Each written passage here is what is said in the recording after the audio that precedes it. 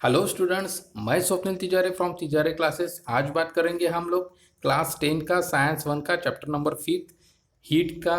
और आज इसमें हम लोग देखने वाले हैं यूनिट ऑफ हीट क्या होता है। ठीक है, तो the unit of heat are a joule, जिसको हम रिप्रेजेंट करते हैं कैपिटल जे से इन एसआई यूनिट, और कैलोरी हम इस्तेमाल करते हैं सीजीएस यूनिट्स के लिए। ठीक है, तो देखिए यूनिट्स किसे कहते हैं, पहले ये तो हम सादी भाषा में समझ लेंगे कि मान के चलिए बच्चों, आपको किसी ने, आपके घर के मम्मी ने बोल दिया कि भाई गेहूँ लेके आ जाओ बच्चा। ठीक है, तो गेहूँ लेने को आप जाएंगे तो कैसे मांगेंगे दुकानदार से गेहूँ, है ना? कुछ बोलेंगे ना आपके, भाई भैया गेहूँ दे दो, तो गेहूँ दे दो इतना बोलने से गेहूँ नहीं दे देगा कोई, है ना? आपको बोलना पड़ेगा कि मुझे कितना गेहूँ चाहिए, है ना? 100 ग्राम, 10 ग्राम, 50 ग्राम, 1 किलो, 2 किलो, 100 किलो, है ना? तो ये यूनिट है ना? ग्राम या किलो या क्विंटल, ये सब क्या हो गए, उस गेहूं के लिए यूनिट हो गए। तो वैसे ही हम लोग हीट गिनने के लिए क्या इस्तेमाल करते हैं, जूल का इस्तेमाल करते हैं एसआई यूनिट में, और कैलोरीज का इस्तेमाल करते हैं सीजीएस सिस्टम्स में। ओके, अब आगे देखेंगे हम लोग।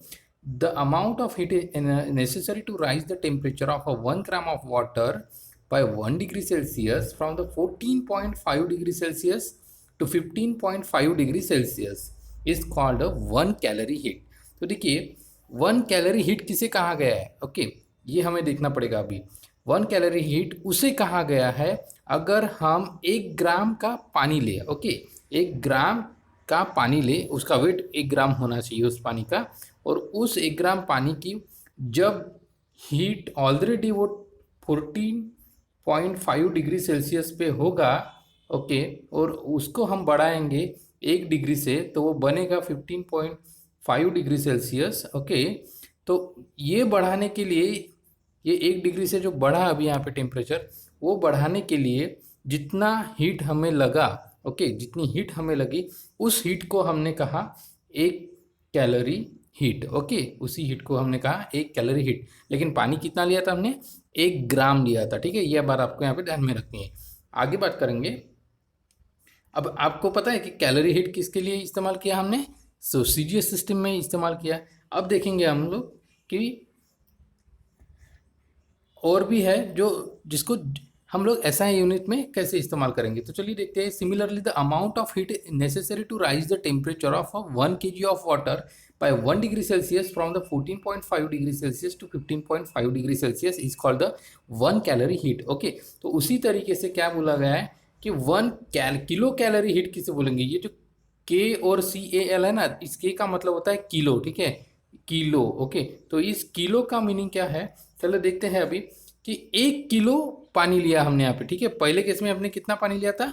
1 ग्राम पानी लिया था। ठीक है, अब यहाँ पे हम लोग पानी ले रहे हैं 1 kg। ओके, तो 1 kg जब हम पानी लेते हैं, तब उस वक्त उस पानी का टेम्परेचर जब ऑलरेडी वो 14.5 डिग्री सेल्सियस पे होगा, और उसको अगर हम लोग 15.5 डिग्री सेल्सियस तक लेके जाएंगे, तो उस वक्त जो हमें टेम्परेचर, मतलब उस वक्त जो हमें हीट देनी पड़ेगी 1 डिग्री से उसका उतना टेम्परेचर बढ़ाने के लिए, तो उस हीट को हम कहेंगे 1 किलो कैलोरी हीट। क्या कहेंगे हम लोग? 1 किलो कैलोरी हीट। तो आपने डिफरेंस समझ में आया आपको? जब भी हमें किलो कैलोरी ही 1 कैलोरी हीट सिर्फ चाहिए, तो 1 ग्राम पानी का हिसाब हम लोग करेंगे, और जब हमें बात करनी होगी किलो कैलोरी, तो हम लोग 1 किलो पानी की बात करेंगे, और उसको 14.5 डिग्री सेल्सियस से लेके 15.5 डिग्री सेल्सियस तक का ही हमने टेम्परेचर को दी हुई हीट के बारे में सोचना है। ठीक है, अब सर आप बोलेंगे सर इतना ऑड फिगर क्यों लिया सर, है ना? 14.5 डिग्री सेल्सियस और 15.5 डिग्री सेल्सियस, इतना ही क्यों लिया एग्जैक्टली, है ना? और भी तो बहुत सारे थे। जैसे कि मैं अगर बोलता हूँ कि भाई सर 0 से लेके मान के चलिए कि भाई सर पहले मेरे पानी का टेम्परेचर जो था वो 0 था, अभी वो 1 हो गया, तो यहाँ पे भी तो 1 डिग्री सेल्सियस ही तो हो गया ना। ओके, या फिर और भी कुछ ले सकते हैं, जैसे कि पहले मेरे पानी का टेम्परेचर जो था वो 4 डिग्री सेल्सियस था, अभी वो 5 डिग्री सेल्सियस हो गया। ओके, इसमें भी 1 डिग्री का ही तो डिफरेंस आया। ठीक है, लेकिन हम लोग ये फिगर्स नहीं ले सकते। हमें कौन सी फिगर लेनी है? जब भी हम लोग को 1 किलो कैलोरी या 1 कैलोरी जब भी लेना है, तभी हमको टेम्परेचर जो लेना है वो टेम्परेचर, पहला टेम्परेचर उसका कितना होना चाहिए 14.5 डिग्री सेल्सियस, और दूसरा होना चाहिए 15.5 degree Celsius.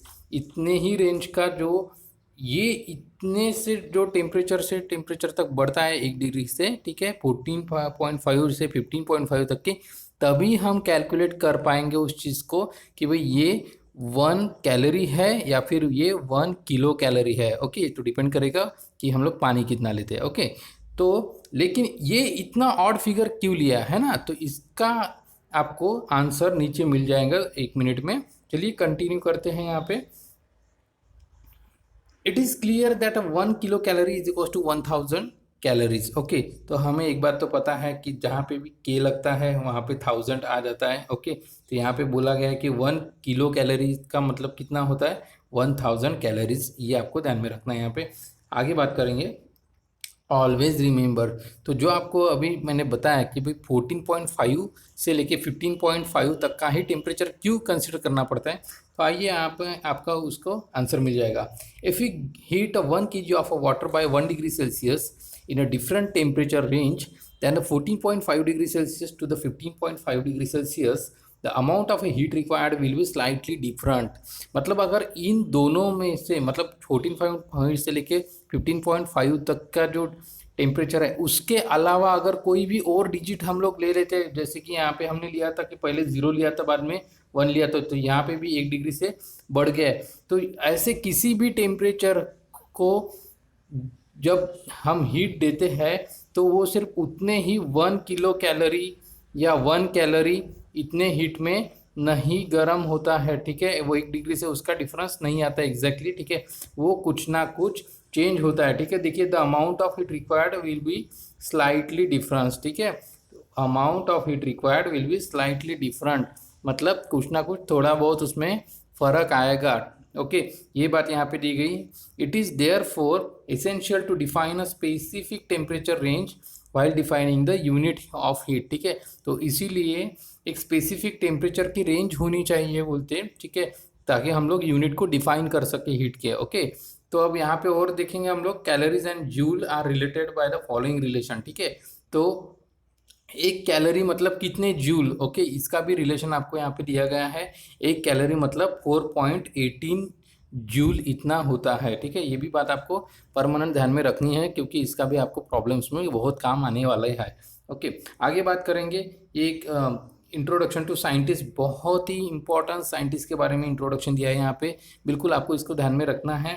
James Prescott joule. Okay, तो ये वो व्यक्ति है जिनकी बेसिस पे हम लोग काफ़ी सारा साइंस हम आगे लेके जा पाए। ओके, और इनका जन्म हुआ था 1818 में और 1890 में इनका मृत्यु हो गया था। ठीक है, अब यहाँ पे आप देख सकते हैं कि इन्होंने काफ़ी सारे रिसर्च किए थे बहुत सारी अलग अलग चीज़ में, जिसमें से आप बहुत ही इंपॉर्टेंट वाला एक चीज़ यहाँ पे देख सकते हैं कि भाई इन्होंने फर्स्ट लॉ भी बनाया था थर्मोडायनामिक्स का। तो ये एक बहुत बड़ी क्रांति थी हमारे लिए।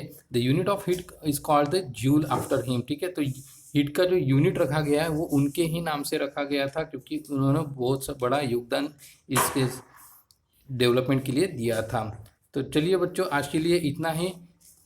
मैं चाहूँगा कि आप ये मेरा वीडियो शेयर कीजिए और अपने दोस्तों के साथ में इसको लाइक भी कीजिए। Bye bye.